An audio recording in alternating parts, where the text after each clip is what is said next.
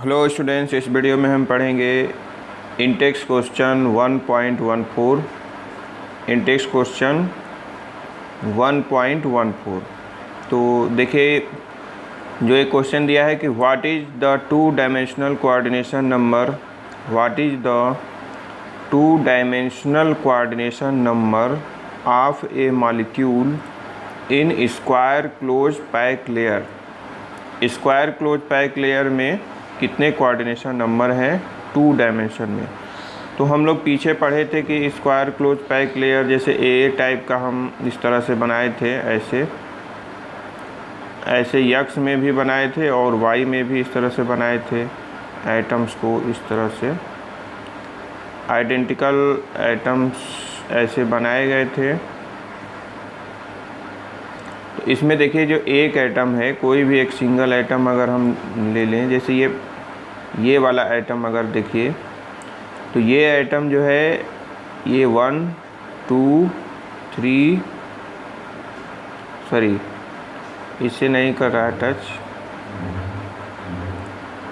1 2 3 और 4 एटम से ये टच कर रहा है। तो कोऑर्डिनेशन नंबर क्या हो जाए, ये देखिए 2D है, ये 2D टू डायमेंशनल है, मतलब एक्स और वाई एक्सिस में है। ये स्क्वायर क्लोज पैक स्ट्रक्चर है, तो कोऑर्डिनेशन नंबर क्या होगा, 4 होगा। तो इसका आंसर होगा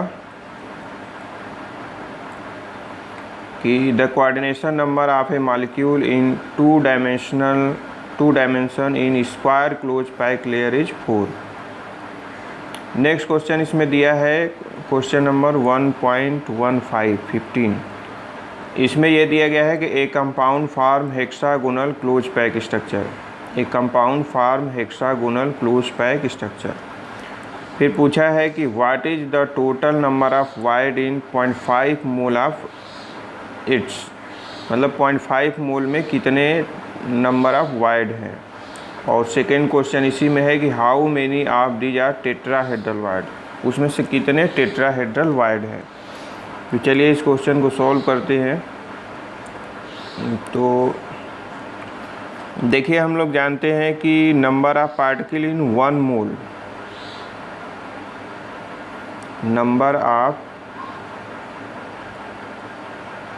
पार्टिकल इन 1 मोल, 1 मोल में कितने नंबर ऑफ पार्टिकल्स होते हैं, 6.022 इंटू 10 की पावर 23 पार्टिकल होते हैं, या आइटम्स बोल सकते हैं, इतने आइटम्स होते हैं।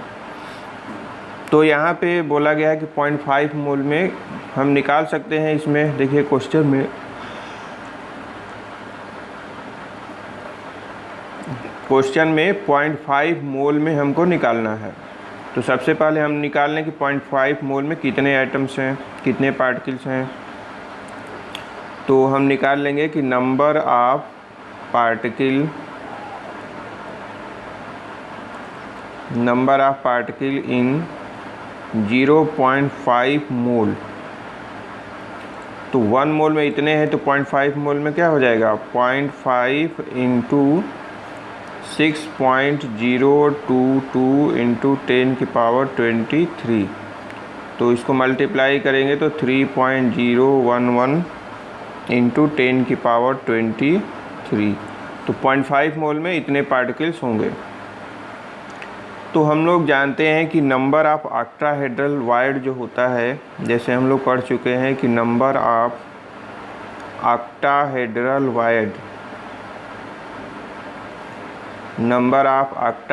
वाइड इक्वल टू होता है, ऑक्टाहेड्रल वाइड इक्वल टू होता है नंबर ऑफ पार्टिकल के, या नंबर ऑफ एटम के, या नंबर ऑफ स्फीयर भी बोल सकते हैं। तो इसका मतलब कि नंबर ऑफ पार्टिकल जितने होंगे उतने ही ऑक्टाहेड्रल वाइड होंगे। तो इसका मतलब इसमें नंबर ऑफ पार्टिकल्स देखिए, अभी हम लोग निकाले हैं 3.011 इंटू 10 की पावर 23। तो इतने ऑक्टाहेड्रल वाइड होंगे। अब हम टेट्राहेड्रल वाइड निकाल लें, तो number of tetrahedral void number of tetrahedral void equal to होता है 2n। 2n का मतलब कि 2 इंटू नंबर ऑफ, इसको लिख सकते हैं 2 इंटू n मतलब number of particle, number of particle. तो ये हो जाएगा 2 और n नंबर ऑफ पार्टिकल जो है देखिए 3.011 इंटू 10 की पावर 23। तो इसको मल्टीप्लाई करेंगे तो वही आएगा 6.022 इंटू 10 की पावर 23। तो नंबर ऑफ टेट्राहेड्रल वाइड होगा इतना और ऑक्टाहेड्रल वाइड जो है ये होगा। और अगर हम टोटल वाइड निकाल लें तो टोटल नंबर ऑफ वाइड जो होगा, टोटल नंबर ऑफ वाइड दोनों को ऐड कर देंगे तो 3.011 इंटू 10 की पावर 23 प्लस 6.022 इंटू 10 की पावर 23। तो इसको ऐड करेंगे तो ये हो जाएगा 9.033 इंटू 10 की पावर 23। तो इतने नंबर ऑफ वाइड्स जो है प्रेजेंट होंगे। तो यही इसका आंसर होगा।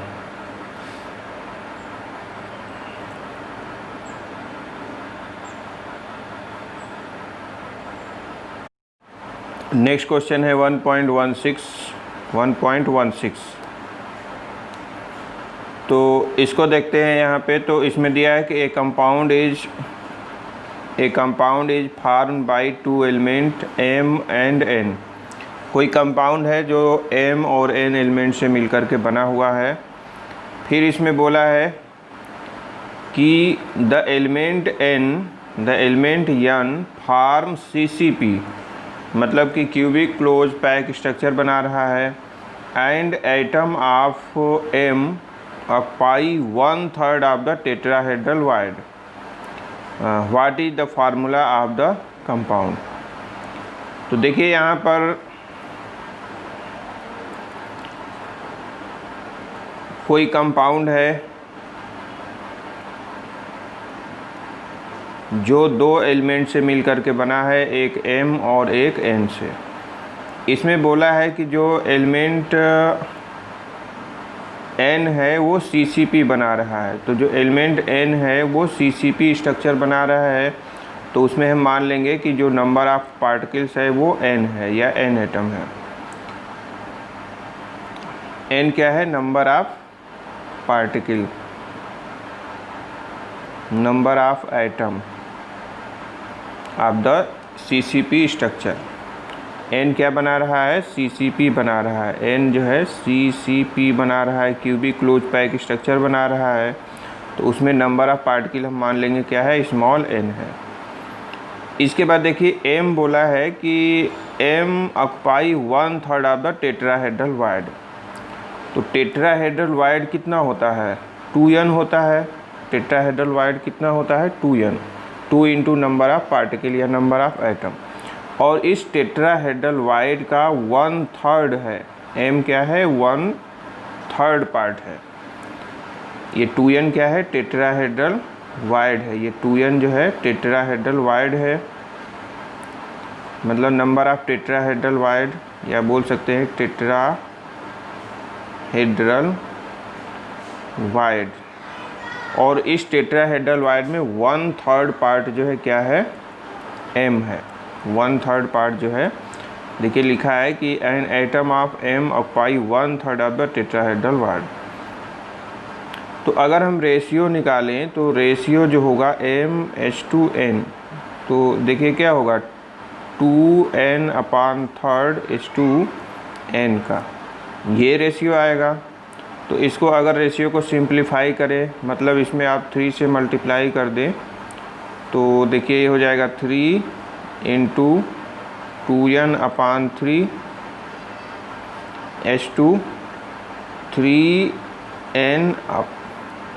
3n।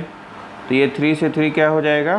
कैंसिल हो जाएगा। तो आप इसको लिख सकते हैं 2n/3n, या इसको आप लिख सकते हैं 2/3। तो जो फार्मूला होगा वो क्या हो जाएगा? फार्मूला जो होगा वो यहाँ पे देखिए, जो फार्मूला होगा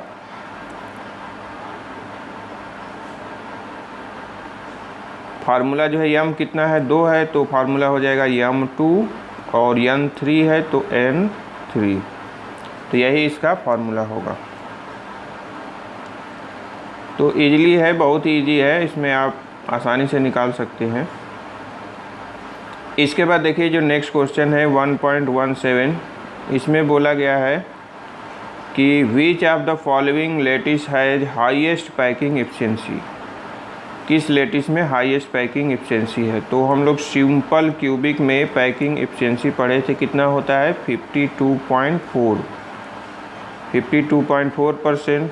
बॉडी सेंटर्ड में 68% होता है और हेक्सागोनल क्लोज पैक स्ट्रक्चर में 74% होता है, 74%।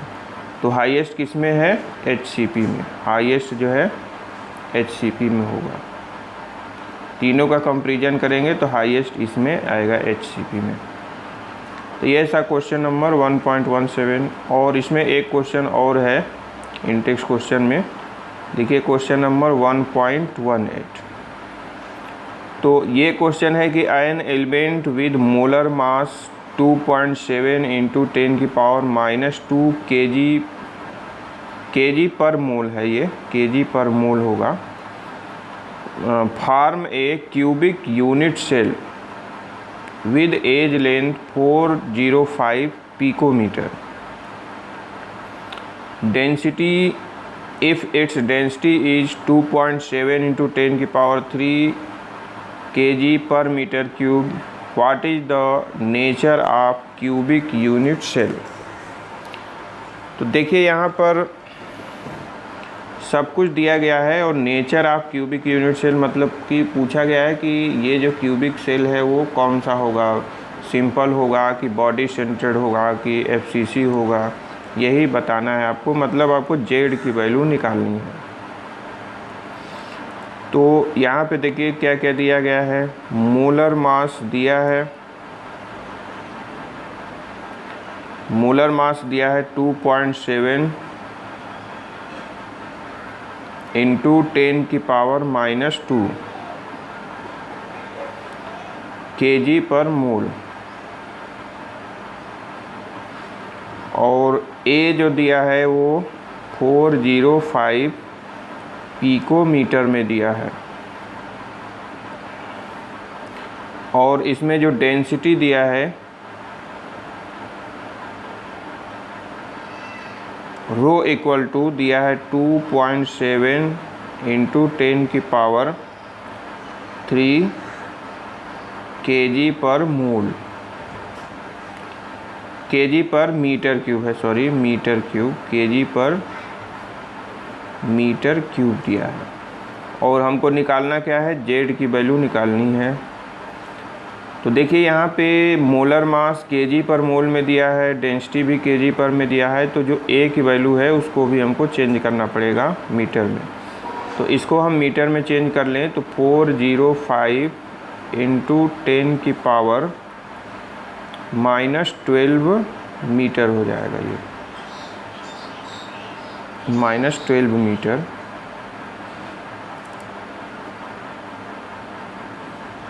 -12 मीटर हो जाएगा।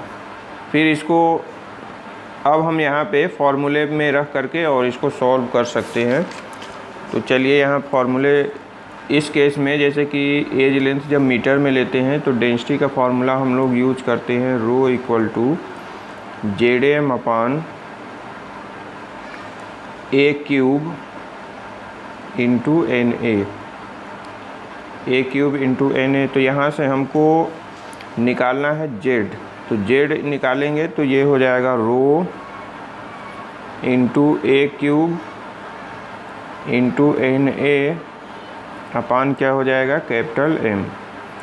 तो यहाँ पे वैल्यू पुट करते हैं तो देखिए जो है रो की वैल्यू जो होगी, डेंसिटी जो है दिया गया है, डेंसिटी दिया है 2.7 इंटू 10 की पावर 3, ए जो है दिया है 405 इंटू 10 की पावर -12 का क्यूब, और ये जो है इंटू आवागाद्रो नंबर 6.022 इंटू 10 की पावर 23,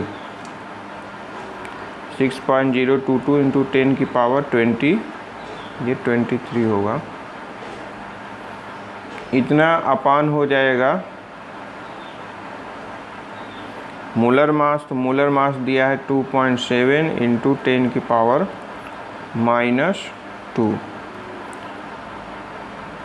तो देखिए यहाँ पे एक ये 2.7 कैंसिल हो जा रहा है, तो इसको कैंसिल कर देंगे। तो यहाँ से लिख सकते हैं हम 10 की पावर 3 इंटू, इसको हम लिख सकते हैं 4.05 इंटू 10 की पावर -10, इसका क्यूब, इंटू 6.022 इंटू 10 की पावर 23 अपान नीचे 10 की पावर -2 बचेगा। तो इतना हो गया। इसको फिर हम और सॉल्व करें तो लिख सकते हैं 10 की पावर 3 इंटू, इसका क्यूब करेंगे तो आएगा 66.43 इंटू 10 की पावर -30 और इंटू 6.022 इंटू 10 की पावर 23 अपान 10 की पावर -2। इसको और सिंप्लीफाई करके लिख सकते हैं, तो इसका मल्टीप्लाई कर देंगे तो आएगा 400.04 इंटू 10 की पावर, सभी पावर को हम ऐड कर लेंगे विद साइन, तो -30 प्लस 23 प्लस 3 और प्लस 2। तो ये देखिए कितना आ जाएगा 400.04 इंटू 10 की पावर -30 प्लस 28। तो यहाँ से Z इक्वल टू 400.04 इंटू 10 की पावर -2, ये डेसिमल को हम 2 प्लेस इधर लाएंगे तो ये हो जाएगा Z इक्वल टू 4 हो जाएगा। तो Z इक्वल टू 4 आने का मतलब क्या हुआ कि जो नेचर होगा वो कैसा होगा, CCP हो सकता है, FCC हो सकता है या HCP हो सकता है, ये तीनों स्ट्रक्चर हो सकते हैं। तो स्टूडेंट्स इस वीडियो में हम यही तक पढ़ेंगे। नेक्स्ट वीडियो में हम पढ़ेंगे डिफेक्ट इन क्रिस्टलाइन सॉलिड। तो please subscribe, press bell, like share and comments. Thanks for watching this video. Thank you.